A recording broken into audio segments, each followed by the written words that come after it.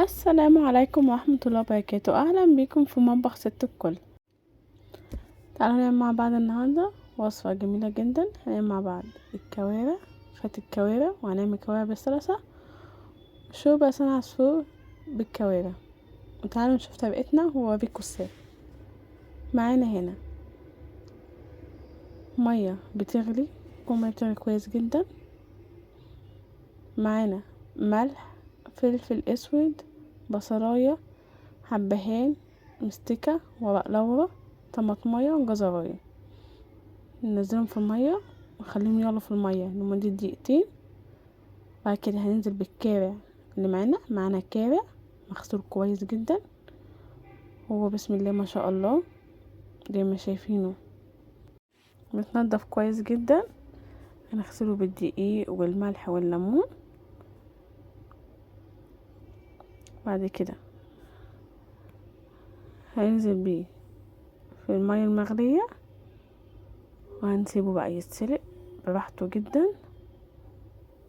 طبعا الكوارع بتاخد معانا وقت في انها بتستوي.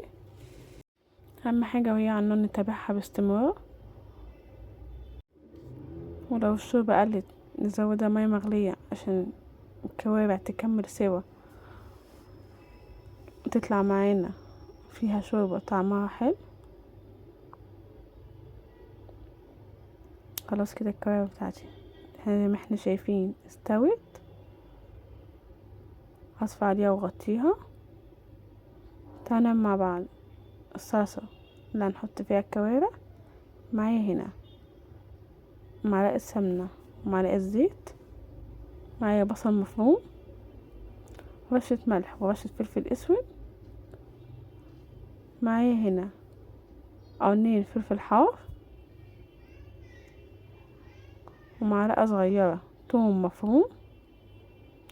هنشوحهم كويس مع البصلة والفلفل، واول ما نلاقي ريحة التوم طلعت هننزل بعصير طماطم، عصير طماطم عادي خالص مصفيينه. ننزل عليه نص معلقة سكر، نص معلقة صغيرة سكر، ومعلقة هريسة، وعلبة صلصة مفرزاها، وملح وفلفل اسود. وهنغطيها وهنسيبها تغلي. تعالوا نعمل مع بعض سلطة الفتة بتاعت الكوارع. معايا هنا معلقة سمنة صغيرة، هنزل معلقة توم مفروم، معلقة كبيرة توم مفروم، ورشة ملح ورشة فلفل اسود. وهنشوح في التوم ونقلبها لحد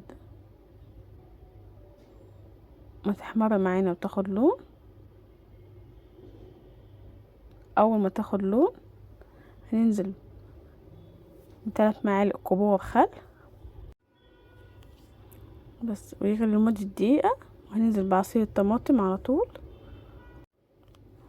وملح وفلفل اسود. دي صلصة الفتة بتاعت الكوارع. اول ما نلاقيها انها غليت واتسبكت هنضيف عليها كبشتين من شوربة الكوارع زي ما احنا شايفين. هنسيبها بقى لحد ما تغلي وتتسبك كويس جدا، وهنطفي عليها وتبقى كده استوت تمام. معايا هنا شايفين الكوارع، شايفين شوربة الكوارع، والكوارع بعد ما اتسلقت بسم الله ما شاء الله جميلة جدا بجد. شكلها جميل جدا وطعمها احلى بسم الله ما شاء الله.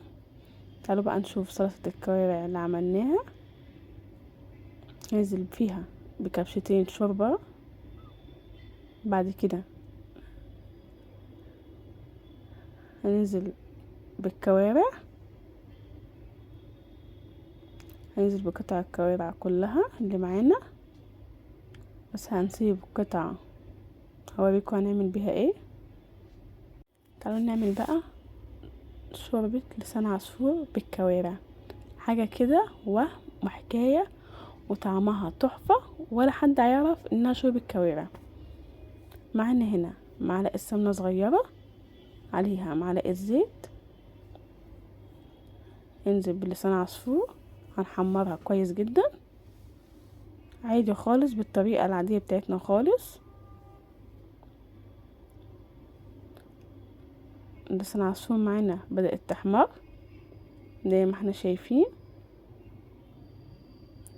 هننزل على طول بشوربة الكوارع، هنضيف شوربة الكوارع لحد ما تغطيها وهنسيبها تغلي كويس جدا. بعد كده هنغطيها ونطفي عليها. تعالوا هنا معانا قطعة الكوارع اللي قلنا هنسيبها مسلوقة. هننقي قطعة الكوارع اللي هي الموزة الطبيعية اللي مفيهاش عظم، وهنقطعها قطع صغيرة بالشكل ده كده. بقت جاهزة معانا. تعالوا نشوف الشوربة بتاعتنا وصلت لفين. الشوربة بعد ما غليت كويس جدا طفيت عليها وسبتها تستوي مع نفسها. تعالوا نعمل مع بعض فتة الكوارع بقى. معانا عيش محمص ونص معلقة صغيرة سمنة وملح وفلفل اسود، وهنحمص العيش على النار. هنشوحه لمدة دقيقتين. بعد كده هننزل عليه بشوربة الكوارع السخنة. اهم حاجة تكون الشوربة بتغلي كويس جدا. ونحط الكمية اللي تغطي العيش وتخليه يطرى. هنغطيه نسيبه يستوي مع الشوربة. طبعا هنكون طفينا النار.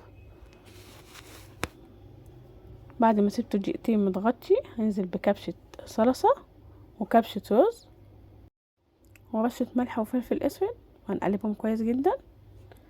معانا هنا الطبق اللي هنعمل فيه الفتة.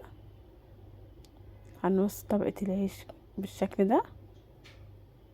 بعد كده هنجيب نضيف الرز. معايا هنا رز بالشعرية، رز عادي خالص معمول بالطريقة العادية بتاعتنا. هنبدأ نوزع الرز على العيش بالشكل ده.